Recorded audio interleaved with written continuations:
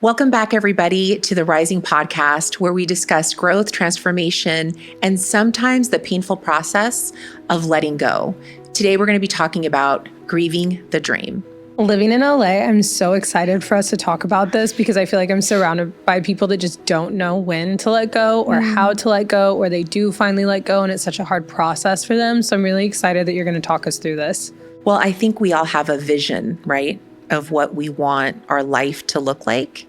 And sometimes some of us get too attached to that vision and that it has to look a particular way. And that's really where the suffering begins, is our attachment to our preferences. Like, this is what I want my life to look like. And if it doesn't look that way, I won't be happy. What kind of triggered you to want to do this episode? Had you experienced something? Do you know someone going through this? What was kind of the thing that made you want to talk about this? Well, I think when I got married and I had kids, I thought my life was going to look a particular way. And my journey as a mother hasn't been easy. So I thought that my kids were going to come out a particular way and normal, and things were going to be easy. And the path did not lend itself to that. So I had to become comfortable with navigating really challenging times with my children and some of the cards that they were dealt, just being more on the, neurodivergent side. So, I had to let go of the fact that I was not going to have an easy path as a mother, but the path is still rewarding. And I just had to shift my expectations about the rest of my life and become okay with being in almost the flow of what life is trying to reveal to me, and that I can't be attached to a particular outcome. What did that internal dialogue sound like when you had that awareness of, okay, I can't be attached to this. I need to be okay with things looking different. What did that sound like for you? Well, I think initially you feel like, why me? Why can't I have what everybody else has in terms of maybe an easier path in life? And it was originally that victim mentality. Wait, my life was not supposed to go this way. It's supposed to go this way. And I think initially you feel like, why not me? Why can't I have what everybody else has? And this goes to so many things. Why can't I live in that house? Why can't I live in that? This is the dream I had for my family, to live in this neighborhood or to have this dream school for my children. And it didn't happen. So that was a lot of the dialogue in my head, well, why can't I have that? And how come everyone around me gets to experience that, but not me? So it was grieving that my path was going to be different, and honoring my reality and becoming comfortable with it. So what I want the listeners, the viewers, to understand is that you have to honor your grief, and there's a way to process it, and there's also a way to rise from it. And this will really help you live a more aligned life, live the dream that's meant for you, and allowing life to reveal itself to you. At a glance, this could almost sound a little sad. It is sad. But until you grieve an expectation, you cannot move forward to the new life ahead and the journey ahead, which is going to be so much better once you take control of that and hone in on everything that will come with that. I truly am just a firm believer that if it's not meant to be, it wasn't for me. So what is for me, Exactly. About 5 years ago, one of my children was seeing a play therapist. I'll never forget her, Miss Stephanie. She told me, Janel, you are not going to Italy. Everybody's on this trip to Italy. And she's like, you're not going there. So guess where you're going? You're going to Holland. Holland is a different place, but it's still beautiful. But you have to become okay with the fact that you're going to be going to Holland. And it sounds so, that metaphor, whatever she was trying to propose, it sounded so silly, you're talking about life as a vacation, but it's true. You see the majority of people in your life going down one path, and you think you're going down the same path with them, but you're actually not. And that's the painful process of it all, because you're like, well, I want to go on that track, and life doesn't present itself that way. And it is grieving. The first step is grieving the loss of that dream. And I don't think people do that enough. I don't think people take the time to go, okay, I'm going to cry about it. I'm going to write about it. I'm going to grieve the fact that like, that's not the path that I'm meant to go on, and learning to be okay with that. Well, I think a lot of people miss out on the process because they don't know when it's time to let go of the dream. So how do we know when it's time to let go? When you're forcing it, when you feel like you're trying so hard, but every door is closing right before your eyes because you're forcing something to happen that is not meant for you. So that's really where you see the reality, like, okay, this door isn't opening and I'm trying to force it open. I can't by my sheer will. I mean, I can't open a door that is literally closed. How do you know the difference between these doors are closed because it's not for me versus this is just like a really hard path and I need to work hard? Like, how can you tell the difference? I think it becomes apparent in your level of exhaustion. It's like, if you know you're trying too hard, you know, like you're just exhausted.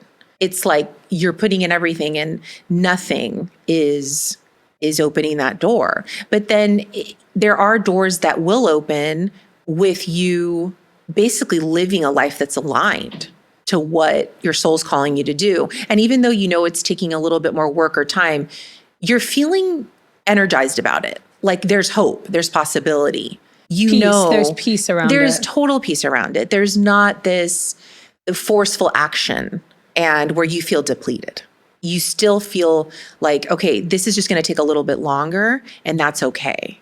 You can still keep certain dreams alive in that respect. So then what does the process look like if you're going to walk us through it? I feel like grieving is still such a nuanced term for a lot of people. I think if you've been in therapy, you get it. But if you haven't, what does that even look like? It's really just, again, honoring your reality and saying, okay, this is where I'm at, and I have to become okay with that. I have to be okay with this is where I'm at in my life right now and embrace it. Even though it doesn't look the way you thought it would look, you're going to still love your life. You're going to be thankful for it and live from that place of gratitude, because only more good things could come from that place. And new doors will open up and reveal themselves along the way. So you have to release your guilt around maybe certain things not working out. Like you tried, but it's okay. Like it didn't work out. And you have to basically be comfortable with that and say, I did the best I could in that moment, in that situation. I really was trying, but it didn't work out. And I had this conversation with my 14-year-old the other day because he's on his way to high school soon.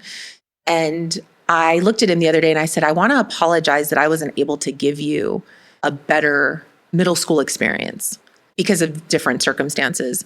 And he said, Mom, he's like, I don't have any regrets about that. And I said, I had this other vision for you and it didn't happen. And he's like, but look at how much I learned through that painful experience. And I do believe that our path led us down a road where we were able to reveal our strengths. And maybe that's sometimes why you don't get sometimes what you ask for.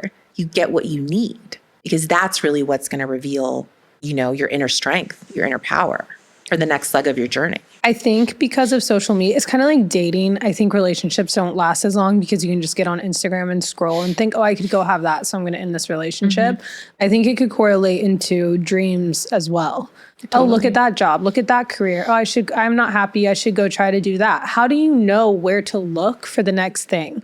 Like some people, I feel like they might inherently know this is what I'm passionate about. I should just go for this. I should quit my day job and do this, or I tried this and now it's not working, so I'm going to go back to the day job or whatever. But for the person who just knows they need to get out, where do they look for the new direction, or how do they find that new calling? Well, you have to follow your curiosity.